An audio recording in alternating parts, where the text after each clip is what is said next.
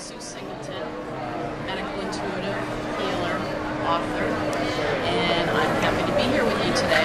Today I'll be talking about 9 simple laws to create joy and grace beyond the law of attraction, and inspired by my book that was recently published. And yeah, come on in. How many of you are familiar with law of attraction and have read and participated? Okay. So how many of you are finding that it's working perfectly for you? That's interesting. I don't think I got any hand for working perfectly. And that's one of the reasons I wrote this book. And I love the fact that The Secret and the Esther and Jerry Hicks material came out because people got excited about the concept of some sort of universal laws. And yet, the reason it's not working is there's 8 crucial universal laws. And they are working hand in hand with the law of attraction. So if you isolate one and not have the other 8 for the total of 9 laws, that's why it's not working so well. And so it's wonderful when different pieces of the puzzle come together. And how many of you would say that right now you're totally living the life that you desire or dream about? Okay, there's another Zippo. Oh, one person maybe. She kind of put her hand up and then said maybe not. Okay, so if there's any room for improvement, this is a good thing. And to me, I always strive to try to be better and better at whatever it is that I'm doing and playing with in life. But people ask me, how do I know this? Well, as a medical intuitive, my life changed dramatically in 1990, 13 years ago, when I had a car accident and a near-death experience in the aftermath of the accident. So when I was in that space between life and death, I was given options and choices in terms of whether I would come back as a healer and teacher, which I obviously chose. So, hi, I'm back. Or to die of a subdural brain hemorrhage from the accident. And what happened, yeah, there's still, it's funny, everyone always leaves the front row for last. So you're the brave ones willing to sit in the front row. And so in that time, a number of spiritual beings came to me and started imparting information to me. And they did it through a method I call intergalactic telephone. So the interaction was totally telepathic. There were no words exchanged whatsoever. And they knew when I had received what I needed to know, when I would give sort of a certain smile, and I would know that they had gotten this message when the beings' smiles would appear on my face. So there was this very interesting exchange that happened. So I started to see the big picture of how the universe works and the underpinnings of all these laws. Well, then I came back.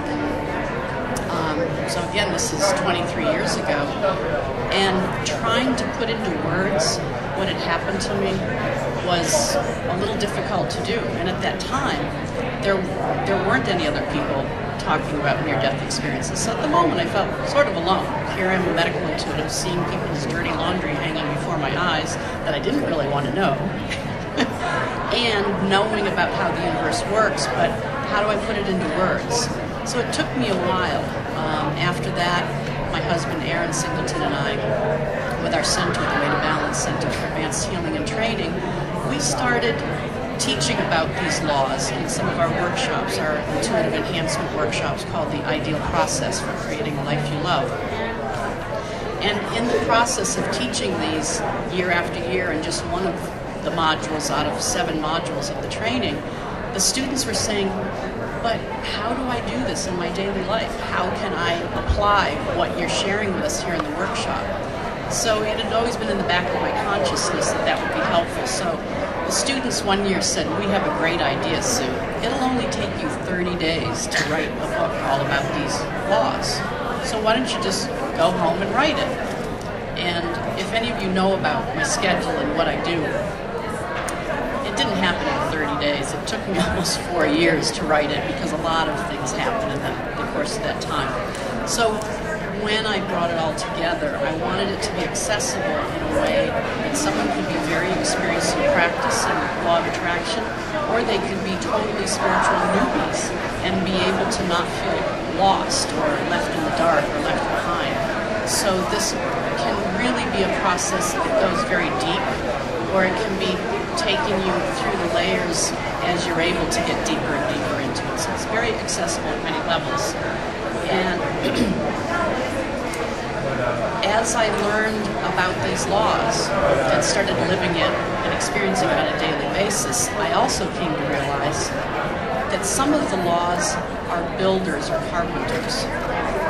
Some of the laws are the architects that draw the blueprints. And some of the laws are the infrastructure specialists, much like electricians and plumbers. And as I was observing things with the law of attraction and the secret, I said, this is a beautiful thing that people are getting excited about the concept of universal laws and how the world works. But I realized the law of attraction is a carpenter. But would you call up a team of carpenters and say, I want to build a new house this weekend. Let's get going. No electricians, no plumbers, no infrastructure for the house, and worse yet, no architectural blueprint.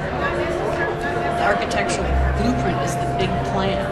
It's how you put things together so that they work in harmony with each other. And is there really anyone among infrastructure specialists or architects or carpenters that's irrelevant to building a structure? No, you need them all. So that's what was percolating in my consciousness as this book was percolating before me, that's so important that you have all the members of the team. So it happens that there's 3 of the laws are in each of those 3 categories. Now, the interesting thing about my 9 laws, 9 is considered a perfect number in that no matter what you add or multiply, it becomes itself again, 9. So this complete number is really about the perfect manifestation of God. There's no accident that there's 9 laws. So in numerology, there is that sense of saying it's the divine, it's the perfect order of the universe. That's what they say the number 9 means. And even in ancient texts, 9 is very important. So if you take 3 times 9, you get 27. You add the 2 digits, 2 plus 7 equals 9. So through all the examples, the other thing is mala beads, which are Buddhist prayer beads, have 108 beads. 1 plus 0 plus 8 equals 9. It's everywhere. And so that became very clear to me because you could look and find where people are claiming there's 50 laws or there's only 2 laws or whatever. But in my medical intuitive work and my life experiences, I've come to realize there really is 9 in my humble opinion. So I'd like to share with you a bit about what those laws are, because often when people are naming more laws than 9, they're really repeating other laws, or potentially they're really listing attributes that would be supportive of those laws.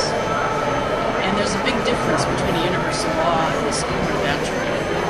So I just wanted to share a little bit of that with you today. And the first one is the law of divine oneness. That everything about the divine, about God, permeates everything. And it doesn't matter whether you use the name God or universal consciousness or one source. It doesn't matter what we name it. There is this higher intelligence that permeates and creates everything. And it even permeates and penetrates all of the recent incidents that happened in Boston. And there is this perfect and divine order, as above, so below. Think of the Earth, and if you were looking at the Earth from space, it truly is one giant body of water. The Indian Ocean, the Atlantic Ocean, the Pacific Ocean, there actually are no actual boundaries. So each area has its distinct way of the type of ocean it would be, but as the Earth, and looking at the Earth as a whole, it really is one body of water.